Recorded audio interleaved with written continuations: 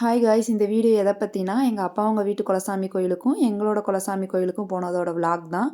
அப்புறம் எங்கள் அம்மாவோட 44th பர்த்டேக்கு நானும் என் தம்பியும் பண்ண சர்ப்ரைஸ் வீடியோவும் இதில் இருக்குது. நாங்கள் ஃபஸ்ட்டு எங்கள் குலசாமி கோயிலுக்கு மார்னிங் ரீச் ஆகிட்டோம். எங்கள் குலசாமி கோயில் நல்ல வில்லேஜ், பக்கா வில்லேஜ்னு சொல்லலாம். எங்கள் அப்பா வீட்டு குலசாமி 2 குலசாமி, அண்ணன் ஐயனார், தங்கச்சி அங்காளீஸ்வரி. 2 நாள் கொண்டாடுவாங்க. நான் கல்யாணத்துக்கு அப்புறம் எப்படி இங்கெல்லாம் வரதுன்னு ஃபீல் பண்ணியிருக்கேன், கல்யாணத்துக்கு முன்னாடியே நிறைய நாள். ஆனால் என்னமோ எங்கள் வீட்டு குலசாமி எங்கள் அப்பா அம்மா குலசாமி கும்பிட்ட மறுநாள் தான் எங்கள் வீட்டில் குலசாமி கும்பிடுவாங்க. அதனால் நான் அந்த 3 கோயிலுக்கும் வருஷம் வந்துடுவேன். அதோட விளாக் எல்லாத்தையுமே இதில் அட்டாச் பண்ணியிருக்கேன், நீங்களும் பாருங்கள். நம்மளுக்கு லைஃப்பில் எவ்வளோ இஷ்ட தெய்வங்கள் வேணால் இருக்கலாம், ஆனால் நம்மளை காக்கிற தெய்வம் என்றைக்குமே குலசாமி தான். பொது பொங்கல் பொங்கணுன்னே சாமி கும்பிட ஆரம்பிச்சிடுவோம். ஃபஸ்ட்டு நாள் ஐயனாரை தான் கும்பிடுவோம். ஐயனாரை எப்படி கும்பிடுவோன்னா, ஃபஸ்ட்டு நாங்கள் பொது பொங்கல் வச்சோனையுமே கொட்டடிச்சு ஐயனாரை சாமியாகவே இறக்குவோம் மனுஷருக்குள்ளே. அவர் வருவார், நாங்கள் கூப்பிட்டோனையுமே வருவார். அவர் மட்டும் தனியாக வரமாட்டார், 21 தெய்வங்கள் துணை தெய்வங்களையும் கூப்பிட்டு வருவார். 21 தெய்வங்களுமே எங்ககிட்ட பேசி குறி சொல்லுவாங்க, இந்த வருஷம் உங்களுக்கு எப்படி இருக்கும் அப்படின்னு. அந்த வீடியோலாம் அதெல்லாம் பார்க்கவே கண்கொள்ளா காட்சியாக இருக்கும். நம்ம என்ன பேசிக்கிறோம், சாமி எல்லாமே பேசிப்பாங்க. அண்ணன் தம்பி முறை போட்டு, அக்கா தங்கச்சி முறை போட்டு, அதெல்லாம் பார்க்கவே அவ்வளோ அழகாக இருக்கும். இதில் நான் அட்டாச் பண்ணியிருக்கேன், நீங்களும் பாருங்கள்.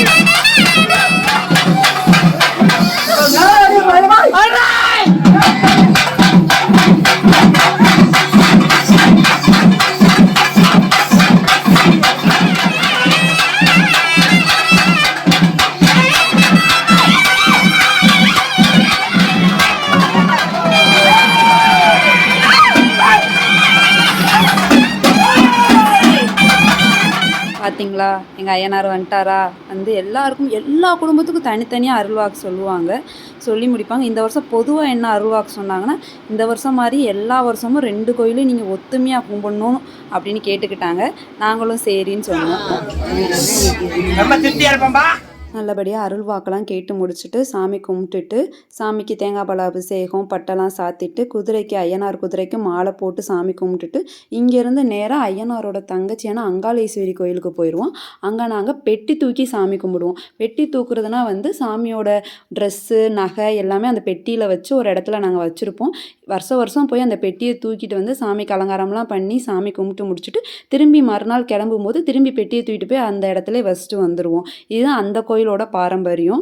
அப்படி சாமி ஆடும்போதும் 21 தெய்வங்களும் சாமி ஆடுவாங்க. எப்படி பெட்டி தூக்கிட்டு வருவாங்கன்றதை நான் விளாக்லேயே அட்டாச் பண்ணியிருக்கேன், நீங்களே பாருங்கள். சும்மாலாம் பெட்டி தூக்கிட்டு வர மாட்டாங்க, ஆணி செருப்பு போட்டு. அது கருப்பசாமி தான் தூக்கிட்டு வருவார், மற்ற துணை தெய்வங்கள்லாம் கூட நடந்து வருவாங்க. ஒரு 1.5 கிலோமீட்டர் இருக்கும் அந்த பெட்டி தூக்குற இடம்.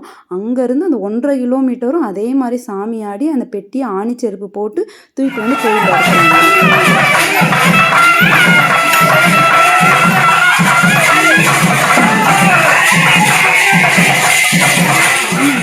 சொல்கிறேன்ல, அது எல்லாருக்கும்லாம் வராது, வழியாக அவங்க குடும்பத்தில் இருக்கவங்களுக்கு மட்டும்தான் வரும். இப்போ எங்கள் அம்மாவுக்கு வரும், எங்கள் அத்தைக்கு வரும், ஆனால் எனக்கு வராது. எனக்கு பார்த்தா என் தம்பியோட ஒய்ஃபுக்கு தான் வரும். ஏன்னா நான் வேறு வீட்டு கல்யாணம் முடிச்சு போயிட்டு அந்த பாரம்பரியமாக இருக்கிற அவங்கவுங்க இதுக்கு தான் வரும். ஆனால் எந்த ஒரு பொண்ணாக இருந்தாலும் எனக்கு ஒரு பர்சனல் அட்வைஸ், நீங்கள் அம்மா வீட்டு சாமியும் கும்பிடுங்க, உங்கள் குலதெய்வத்தையும் கும்பிடுங்க. 2 குலதெய்வமும் உங்களுக்கு கண்டிப்பாக எந்த ஒரு வேண்டுதல் நீங்கள் வச்சாலும் அது கண்டிப்பாக நிறைவேற்றி கொடுத்துரும்.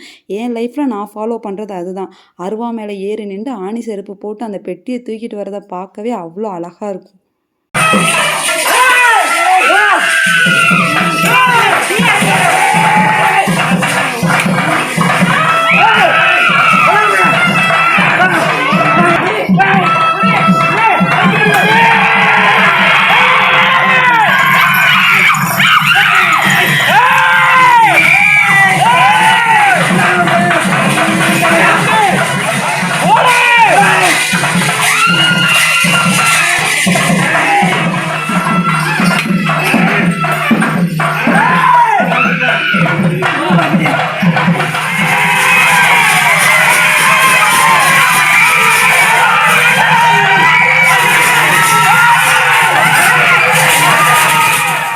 பெட்டியை தூக்கிட்டு வந்து கோயிலில் சாத்திட்டு நைட்டு 12 மணிக்கு சாமிக்கு அலங்காரம் பண்ணுவாங்க.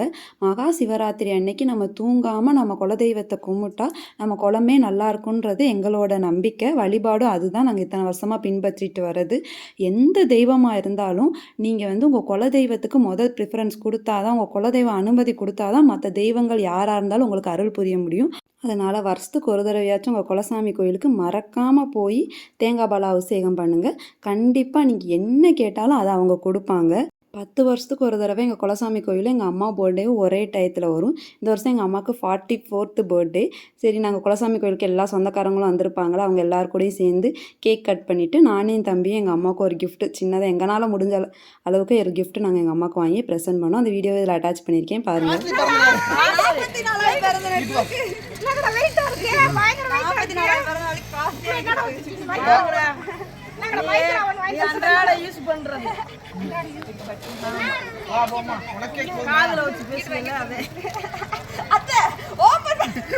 ஆனா நீ இருக்க வார்த்தை குடும்பமே ஒரு ஓட்ட வாய் குடும்பம் கரெக்டா கண்டுபிடிக்கிறீங்க.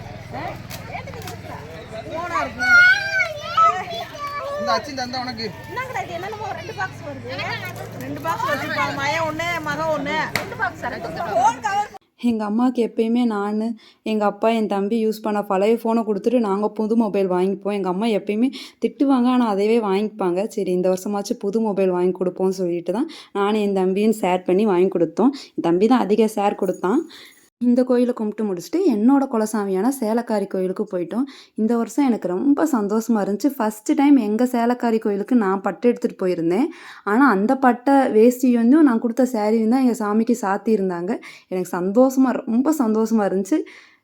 பாய் காய்ஸ், அவ்வளோதான் இந்த வீடியோ. இந்த வீடியோ பிடிச்சிருந்துச்சா மறக்காமல் லைக் பண்ணி சப்ஸ்கிரைப் பண்ணி